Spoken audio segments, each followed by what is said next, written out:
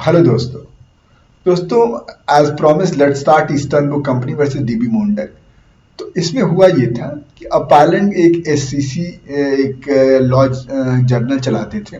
उसमें जो बेयर जो जजमेंट्स आती हैं उसको वो लोग फॉर्मेटिंग करते थे, पैराग्राफ डालते थे, नंबरिंग करते थे, साइटेशन करते थे, क्रॉस साइटेशन। उसमें वो सब they made it more readable, more appealable to the eye. अब एक डीबी मोंडक ने क्या किया, इन्होंने एक कोई सीडी पे कुछ बना, इन्होंने वही लॉ जर्नल्स की इन्हीं की जो कंटेंट थे उसको कॉपी करके उसी को बेचना शुरू कर दिया। जब अपालेंट ने केस किया तो ये बोल रहे हैं डीबी मोंडा कि भाई आपके पास पहले ही कॉपीराइट नहीं था, क्योंकि जजमेंट तो भाई पब्लिक डॉक्यूमेंट्स है। और इनफैक्ट सेक्शन 52 में उनके लिए एक्सेप्शन भी है कि अगर जो गवर्नमेंट डॉक्यूमेंट जजमेंट वगैरह के लिए कि इसके लिए कोई कॉपीराइट इंफ्रिंजमेंट नहीं होगा, क्योंकि उनमें तो government is the owner of copyright और उसको आप वायलेशन सेक्शन 52 में है नहीं। तो पहले तो ये कहा दिल्ली हाई कोर्ट ने कि ठीक है, आप जो इनके जो एडिशनल नोट्स हैं, जो इनकी जो कंट्रीब्यूशन है इसमें, उसको तो आप नहीं कॉपी कर सकते, उस पर इनका कॉपीराइट है। बाकी जो चीजें इन्होंने जजमेंट से उठाई है वो चीज आप मतलब यूज कर सकते हैं वैसे। तो यहाँ पे कोर्ट ने डिसेक्ट कर दिया वर्क को कि एक वर्क है उसमें ये सब कॉपीराइटेबल है, ये सब नहीं है।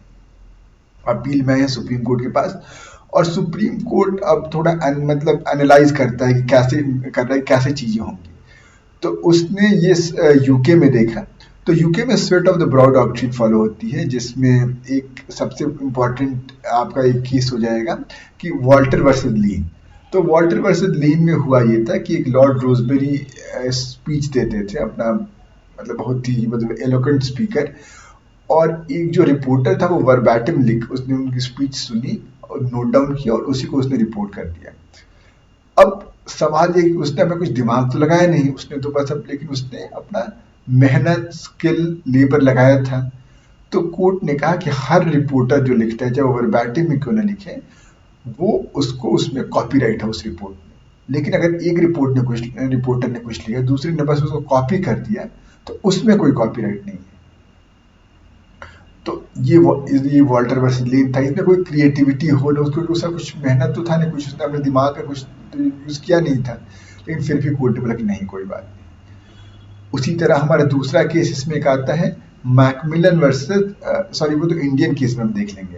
एक इसी में यूके वाले में ही आता है, university London press versus university tutorial press. इसमें आपको याद होगा, एक फैक्ट ये थे कि उन्होंने जो प्रोफेसर थे, किताबों में से कुछ क्वेश्चन उठाकर उन्होंने कंपाइल कर दिया था। कोर्ट ने कहा कि इसमें आपको कॉपीराइट मिलेगा। क्यों? क्योंकि मतलब प्रोफेसर्स को, उसने कोर्ट ने यूनिवर्सिटी को नहीं बोला, क्योंकि यूनिवर्सिटी को उसने नहीं माना था, because they were not in contract of service. In court ने कहा कि उन्होंने अपनी क्वेश्चन पढ़े, डिसाइड किया कि इसको लेना है नहीं लेना है, तो उन्होंने अपनी लेबर स्किल और कैपिटल लगाया है। तो भले इसमें क्रिएटिविटी हुई या नॉट, डजंट मैटर। तो ये कोर्ट ने देखा। इससे इसके बाद हम अपने हाई कोर्ट को भी देख सकते हैं। तो अपने ही यहाँ पर अगर हम हाई कोर्ट की बात करेंगे तो एक Agarwala publishing house versus board of secondary and higher education है। इसमें ये भी हाई कोर्ट का ही केस है। एक सेकंड में अगर बता सकता हूँ आपको, तो ये इलाहाबाद हाई कोर्ट का केस है। तो इसमें भी वही बात थी, इसमें भी क्वेश्चन पेपर सेट करने की बात थी। तो कोर्ट ने इसमें भी लाइक यूनिवर्सिटी लंदन पे की तरह माना कि आपने इसमें लेबर स्किल लगाया है, भले इसमें लिटरेरी मेरिट हो ना हो, आपने इसको ओरिजिनल एक्सप्रेशन दिया है, तो आपको कॉपीराइट मिलेगा। उसी तरह अगर हम एक और बात करें, राय टॉयज इंडस्ट्रीज का केस है। तो टी से टॉयज और टी से तंबोला टिकट। तो इसमें हुआ ये था कि एक तंबोला टिकट ये है दोस्तों आपका, ये भी हाईकोर्ट का केस है 1982 का। और इसमें मतलब जो अपालेंट है वो कई सारे तंबोला टिकट बनाए थे, और जो रिस्पोंडेंट थे उन्होंने इनके तंबोला टिकट को कॉपी कर दिया। तंबोला में आपको अगर याद होगा तो उसमें कुछ टेबल्स बने होते हैं और नंबर्स अरेंज होते हैं, उन्होंने बकायदा वही कॉपी कर दिया विद माइनर चेंजेस। तो कोर्ट ने कहा कि इसमें कोई मतलब अगर आप ओरिजिनल सोर्स से बनाते होते तो कोई दिक्कत। जैसे मैं अगर कोट करूँ, it was held by the high court that the preparation of tickets and placing them in the tables. जैसे अब हर आदमी, अगर सपोज मैं आपको कहूंगा कि भाई कॉपीराइट इन्फ्रिंज आप कर रहे हैं मेरा, तो आप क्या बोलेंगे? कि आपका तुम्हारा पहले कॉपीराइट था ही नहीं। सबसे पहला डिफरेंस तो ये होता है। तो रिस्पोंडेंट ने ये कहा कि तुम तो एक पूल ऑफ नंबर से बनाए हो, कोई इसमें कॉपीराइट तो है नहीं। तो कोर्ट ने ये कहा कि नहीं, जब आप तंबोला का टिकट बनाए हो तो जिस ऑर्डर में आपने नंबर लिखा, जो आपने why did you choose that order, आपने कुछ और ऑर्डर नहीं बनाया, वो सब में आपने अपनी मतलब लेबर स्किल कैपिटल यूज किया है और इसलिए ओरिजिनल लिटरेरी वर्क होगा।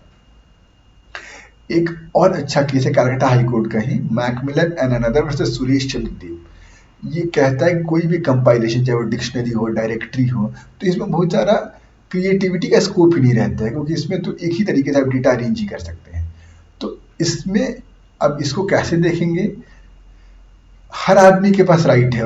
लेट्स से अगर मुझे डिक्शनरी बनानी है तो वही नंबर है, वही वर्ड्स हैं, या डायरेक्ट टेलीफोन डायरेक्टरी बनानी है तो मतलब वी ऑल कैन मेक, और हम लोग हो सकता है सेम ही बनाए, बट एज लॉन्ग एज हमने अपना एफर्ट पुट इन किया है, हमें कॉपीराइट दोनों को मिलेगा। लेकिन अगर हम कॉपी करें किसी और का एफर्ट और अपने से बच गए तो नहीं मिलेगा।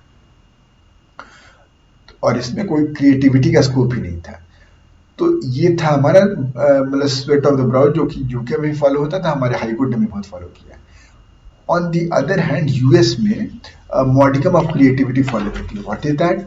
उसमें मतलब इट्स नॉट इनफ कि आपने लेबर कैपिटल स्किल लगाया, आपको वहां पे मिनिमल अमाउंट ऑफ क्रिएटिविटी दिखानी चाहिए। इनफैक्ट स्वेट ऑफ द ब्राउ में आपको बताने में भूल गया कि लेबर कैपिटल स्किल तो लगाओ, लेकिन साथ ही साथ जो बना हुआ जो वर्क है, जो डेरिवेटिव वर्क है, इट मस्ट नॉट, उसमें और जो ओरिजिनल वर्क है उसमें ट्रिवियल डिफरेंसेस नहीं होने चाहिए, उसकी कुछ डिफरेंसेस सिग्निफिकेंट हो जाने चाहिए। अगर अब हम अमेरिकन की इसमें बात करें मॉडिकम ऑफ क्रिएटिविटी, तो labour skill capital is not enough, आपको उसमें कुछ क्रिएटिव स्पार्क दिखाना होगा। जैसे Feist publication versus rural telephone directory, तो ऑब्वियसली फाइस्ट पब्लिकेशन एक डायरेक्टरी बना रहा था, डायरेक्टरी उसने बनाया था, और रूरल टेलीफोन ने उसी को कॉपी कर दिया।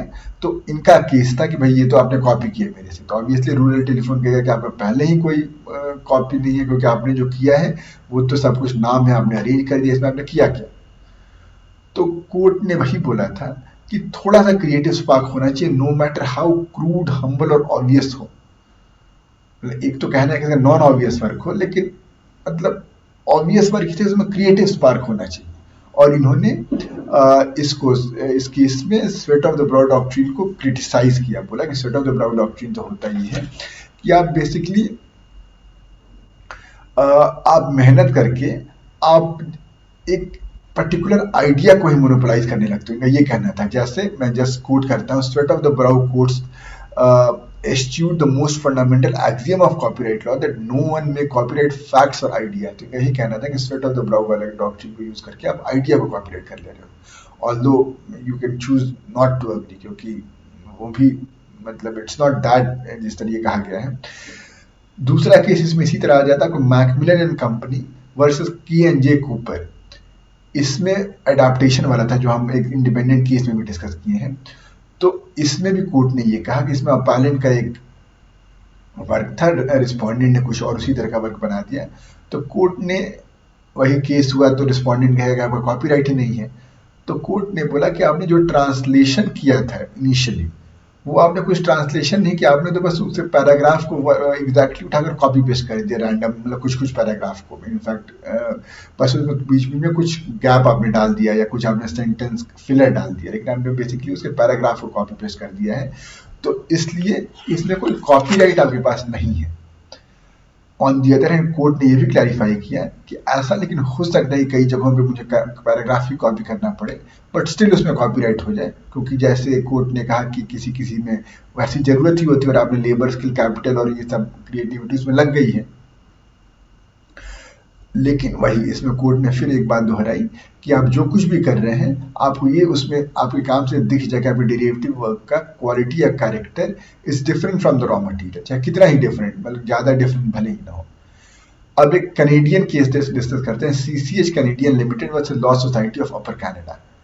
और इसमें कोर्ट ने दोनों choose to strike a balance कि हमें ये लेबर कैपिटल स्किल तो रहे ही, बट साथ में साथ कुछ क्रिएटिविटी भी रहे। और इस केस में जैसे इनफैक्ट अगर मैं इसकी लाइन कोट करूं तो यही बोलता है कि author must produce a material with exercise of skill and judgment which may not be creativity in the sense कि इट इज नॉट नॉवेल और non obvious, but in the same time it is not the product of merely labour and capital. थोड़ा सा creative spark होना चाहिए। और in fact eastern book company में supreme court ने जो फाइनली, डिस्पाइट कई सारे हाई कोर्ट ने set of the brow doctrine follow किया था, court chose to stick to Buddha's middle path between both the doctrine. हमने बोला कि हमारे यहाँ दोनों चाहिए, भले कम ही अमाउंट पे हो बट दोनों चाहिए।